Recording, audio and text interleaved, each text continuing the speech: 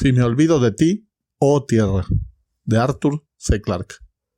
Cuando Marvin tenía 10 años, su padre lo condujo por los largos y resonantes corredores que subían a través de administración y fuerza, hasta que al fin llegaron a los niveles superiores y se encontraron entre la vegetación de las tierras del Labrantío, que crecía rápidamente. A Marvin le gustaba observar las grandes y esbeltas plantas que ascendían con impaciencia casi visible hacia la luz del sol que se filtraba a través de las cúpulas del plástico para salir a su encuentro. Flotaba en todas partes un olor a vida, despertando anhelos indecibles en su corazón. Ya no respiraba el aire seco y fresco de los niveles residenciales, donde solo se percibía un débil olor a ozono. Quiso quedarse un rato allí, pero su padre no se lo permitió. Siguieron adelante hasta llegar a la entrada del observatorio, que Marvin nunca había visitado.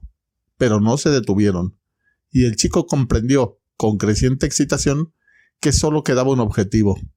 Por primera vez en su vida, saldría al exterior. En la gran cámara de servicio había una docena de vehículos de superficie, con anchos neumáticos y cabinas presurizadas. Sin duda, estaban esperando a su padre, pues los condujeron inmediatamente al pequeño coche todoterreno que esperaba junto a la gran puerta circular de la cámara estanca. Tenso de expectación, Marvin se acomodó en la pequeña cabina mientras su padre ponía el motor en marcha y comprobaba los controles. Se abrió la puerta interior de la cámara y luego se cerró tras ellos. El muchacho oyó desvanecerse lentamente el zumbido de las grandes bombas de aire al bajar a cero la presión. Entonces se encendió la señal de vacío, se abrió la puerta exterior y delante de Marvin se extendió un terreno en el que nunca había estado. Lo había visto en fotografías, desde luego, y lo había observado 100 veces en las pantallas de televisión, pero ahora estaba todo a su alrededor, ardiente bajo los fuertes rayos del sol que se deslizaba despacio en el cielo negro como el azabache. Miró hacia el oeste, resguardándose de aquella luz cegadora, y allí estaban las estrellas, como le habían dicho, y él no había creído del todo. Las contempló durante un rato, maravillándose de algo que pudiese ser tan brillante y al mismo tiempo tan pequeño. Eran unos puntos de luz intensa y fija, y de pronto recordó unos versos que había leído una vez en uno de los libros de su padre. Centellea, centellea estrellita, siempre me pregunto qué serás. Bueno, él sabía lo que eran las estrellas. La persona que se había planteado aquella pregunta debía ser muy tonta. ¿Y qué quería decir con centellea? Se podía ver inmediatamente que todas las estrellas brillaban con la misma luz fija, no centellante. Entonces se desentendió del problema y dirigió su atención al paisaje que lo rodeaba. Estaban rodando en una llanura a casi 150 kilómetros por hora. Los gruesos neumáticos levantaban nubéculas de polvo detrás de ellos. No había señales de la colonia. En los pocos minutos en que él había estado mirando las estrellas, las cúpulas y torres de radio se habían ocultado detrás del horizonte. Sin embargo, había otros indicios de la presencia del hombre, pues a eso de 1 kilómetro delante de ellos, pudo ver unas estructuras de formas curiosas, arracimadas alrededor de la boca de una mina. De vez en cuando, salía una nube de vapor de una chimenea baja y se dispersaba al momento. Dejaron la mina atrás en un instante. Padre conducía con una habilidad desenfrenada, como si se tratase de escapar de algo. Era extraño que la mente de un niño concibiese semejante idea. En pocos minutos llegaron al borde de la meseta en la que había sido construida la colonia.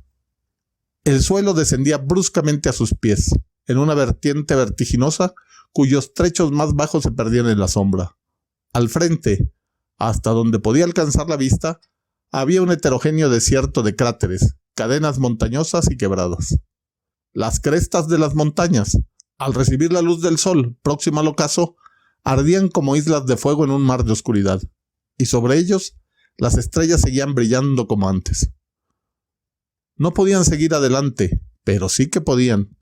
Marvin cerró los puños al pasar el coche sobre el borde de la pendiente e iniciar el largo descenso. Entonces vio el rastro casi invisible en la falda de la montaña y se tranquilizó un poco. Por lo visto, otros hombres habían pasado antes por allí. De pronto, Se hizo de noche cuando cruzaron la línea de sombra, y el sol se ocultó detrás de la meseta. Se encendieron los faros gemelos, proyectando franjas blanco-azuladas en la piedra que tenían delante, de manera que apenas era necesario reducir la velocidad. Durante horas rodaron a través de valles y más allá de los pies de las montañas, cuyos picos parecían tocar las estrellas, y a veces salían momentáneamente a la luz al subir a tierras más altas. A la derecha se extendía una llanura rugosa y polvorienta, y a la izquierda, con sus murallas y terrazas elevándose kilómetro tras kilómetro, había una cadena de montañas que se desparramaba a lo lejos, hasta que sus picachos se perdían de vista detrás del borde del mundo. No había señales de que el hombre hubiese explorado este terreno, pero en una ocasión pasaron por delante del esqueleto de un cohete que se había estrellado, y a su lado había una lápida rematada por una cruz de metal. A Marvin le pareció que las montañas se extendían hasta el infinito, pero al fin, muchas horas más tarde, la cordillera terminó en una imponente y escarpada punta de tierra que se elevaba en fuerte pendiente desde un racimo de pequeñas colinas. Cuando descendían a un valle profundo que describía un gran arco hacia el otro lado de las montañas, Marvin se dio cuenta poco a poco de que algo muy extraño sucedía en la tierra que tenían delante. El sol estaba ahora detrás de los montes de la derecha. El valle que tenían delante hubiese debido estar envuelto en una oscuridad total. Sin embargo, estaba inundado por una irradiación blanca y fría que pasaba por encima de los riscos bajo los cuales circulaban.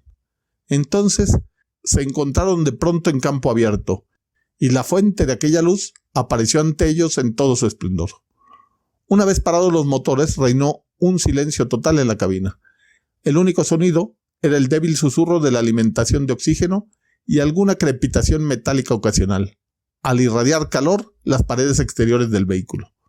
No llegaba ningún calor desde la gran medialuna de plata que flotaba baja sobre el lejano horizonte e inundaba este terreno de una luz perlina.